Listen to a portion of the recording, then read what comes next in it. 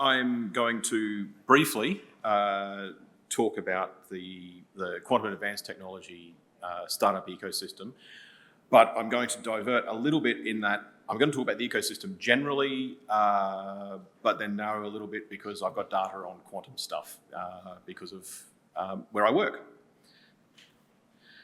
So I'll explain these pictures a little later, developing the quantum ecosystem. One thing I want to say is that the title, which I don't think I wrote it, if I did I got it wrong, is in the future, okay? It's developing, it's sort of future tense. And for the past few years, when we're talking about quantum in particular, it tends to be, it's coming. We're going to have an ecosystem, we're going to have an industry. I'm going to, in a very short time, try and make the argument that, well, we've arrived. We're right at the start now, but we can move to the present tense. We don't have to talk about the future all the time. We can now talk about, instead of we're going to have one, we've got one and we should grow it. The industry in Australia, such as it is though, is based primarily on startups that are coming out of our publicly funded research sector. The ecosystem, however, is built of people. So I'm going to come back to that, but keep that in your mind. The statistics I'm about to give you, I want to thank Gabby Abraham from Quantum Australia. She was the analyst who pulled this data together. And some of this turned up in the Quantum Industry Capability Report that Quantum Australia and Austrade released in September. Not all of it's published in that report, so some of this you'll be hearing for the first time. So I'm going to start with patents. Looking since 1995, there's 159 Australian-originated quantum patents on the IP Australia database. What's interesting, though, is that just over half of those were filed since 2019. Okay, so we've seen an uptick. Something in about 2018, 2019 happened, and we had an uptick in patents. Prior to 2019, 90% of those came from universities and CSIRO primarily. Since then, 2/3 are from universities and CSIRO, but the rest are coming from startups in the ecosystem, okay, mostly. So the ecosystem, which we definitely have in quantum in Australia, is being built on startups and they're commercialising publicly funded research. That's what I take away from that piece of information. Now, coming to the quantum industry is now. This mapping process we went through with Austrade, we came up with 72 quantum and quantum adjacent businesses. Quantum adjacent just means in the supply chain. They're still basically quantum though. Interestingly though, same sort of temporal trend.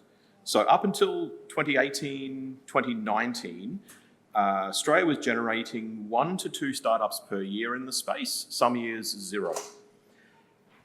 Starting in 2018-19, we moved up to 5 startups a year, some years 6 or 7. So again, we start to see this takeoff around then, which coincidentally, or maybe not, is when we also saw CSIRO and the community lean in. There was a quantum report and the growth in people coming together as a nation and building out this ecosystem. The other thing I'll say, and not counting the recent DP announcements, is that in the past 5 years, Australia has invested just over $200 million in direct public funding into fundamental quantum research in the country. Okay, that's a standout investment for us.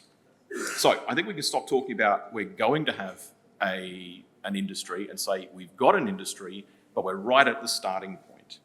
Okay, that's kind of the takeaway I've got there.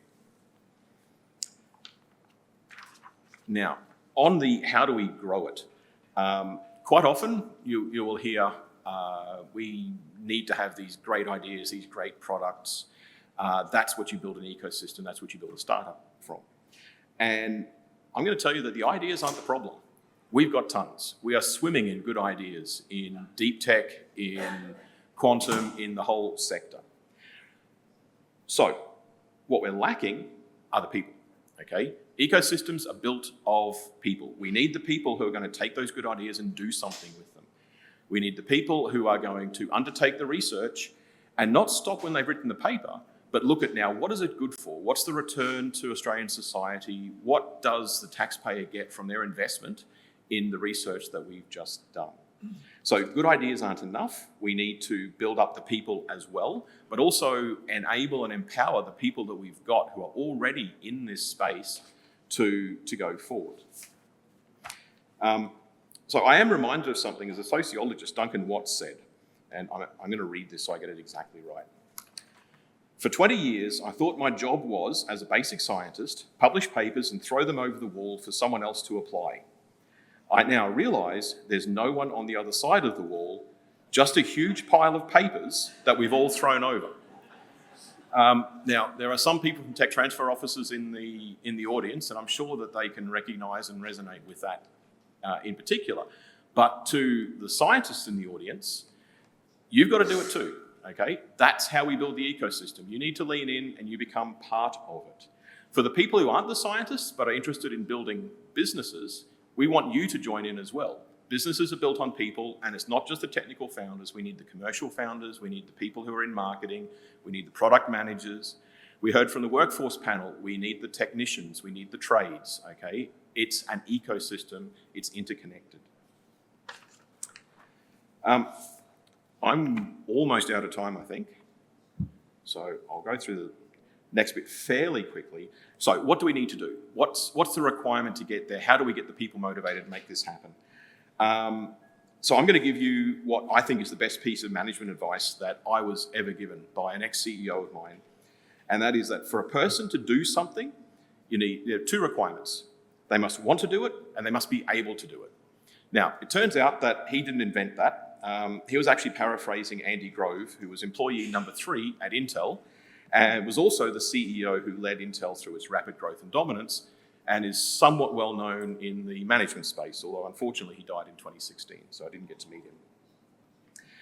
So for our ecosystem to thrive, we need to have the people and we need to fulfill those two criteria.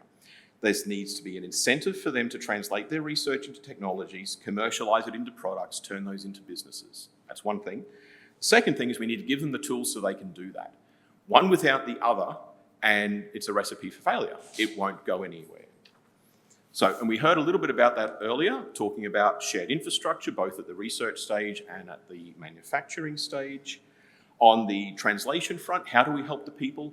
Well, there are translation programs. Equus, we have Andrew over there and Helena in the audience, pioneered a translation program that funded our researchers to take that next step, which is not usually covered by the ARC grant or what they normally think of as their job.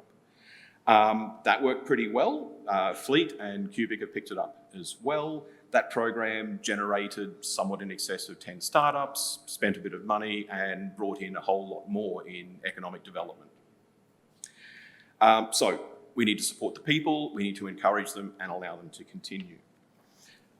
Translation, I think, is really the engine. If we're going to believe that our ecosystem is built on IP generated at our universities, we need to give the tools to the people to take that IP and get it to the point where it can be commercialised.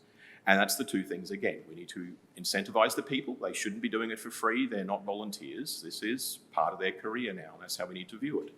And we need to enable them to do so. That's where these pictures come from. So what you're looking at there are 3 of, or in the process of being installed, pieces of equipment that were funded by the Queensland government under QSIP. These are shared infrastructure that support the moving of our research towards product, towards commercial outcomes. Without that, it'll be very, very difficult for us to take that research and turn it into the sorts of returns that we want to see from an ecosystem as we build this industry. There are other things that have been put in place. I am going to, as QIC participated and helped with this, call out the Queensland Venture Capital Development Fund. I won't read all of this because I don't have time, but the QVCDF provided funding into investors who could then invest in Queensland and other businesses. So filling that early stage investment gap, but also connecting it into the rest of the programs, such as this infrastructure and the connections into universities. The last thing is I am going to talk about what I do for a day job. It's only a couple of slides, but so Quantum Australia, as part of the federal program to support the translation of research and the encouragement of researchers to develop their products, their research into potential startups, we have launched, and the first cohort is starting tomorrow, a program called NewQ. This is a pre-accelerator. It's super early stage to discover if what you've got is even worth pursuing. We're back to how do we support the people. So we do that with an 8-week program. I've highlighted in red there one of the incentives. So if you complete the program successfully with appropriate participation, etc., there is a $10,000 reward at the end, okay? So what you're doing doesn't fall off a cliff. If you come to the end and decide, this is something I want to pursue, maybe you need to file a patent, maybe you need to visit some customers, maybe you need to go to a conference or something like this. But there is a small amount of money that lets you continue this. Through the program, you get to test your idea, and it's really about validation, okay? Most of our researchers are not trained in commercialization, and very few of them are trained to be CEOs, management, or to start a company. So we need to provide the support to help them. We need to teach them what they don't know if they want to, or wrap that assistance around them if that's what they need. We need to fill the gaps. The outcomes of the program, we're aiming to validate the use case, define the market, elevate the skill set, particularly for communication. This comes back to the people in the ecosystem. If you can't tell your story, no one knows what you're doing. Storytelling is so important. And this is, to my mind, the most important thing. Reach a decision point, okay? Not all projects need to be pursued. Many of them, in fact, most of them will fail. Find out early and decide, do I progress, do I pivot, or do I pause, okay? Have the evidence, make the decision, make a rational decision. And I'm going to leave this up. That QR code will take you directly to the form you can fill out to get an application and more information about the NewQ program. As I say, it's 8 weeks. The first cohort starts tomorrow. There are 3 intakes in the first half of next year, with more in the second half. So I hope that some of you will be inspired enough to take us up on this, and I'll see you as part of the program.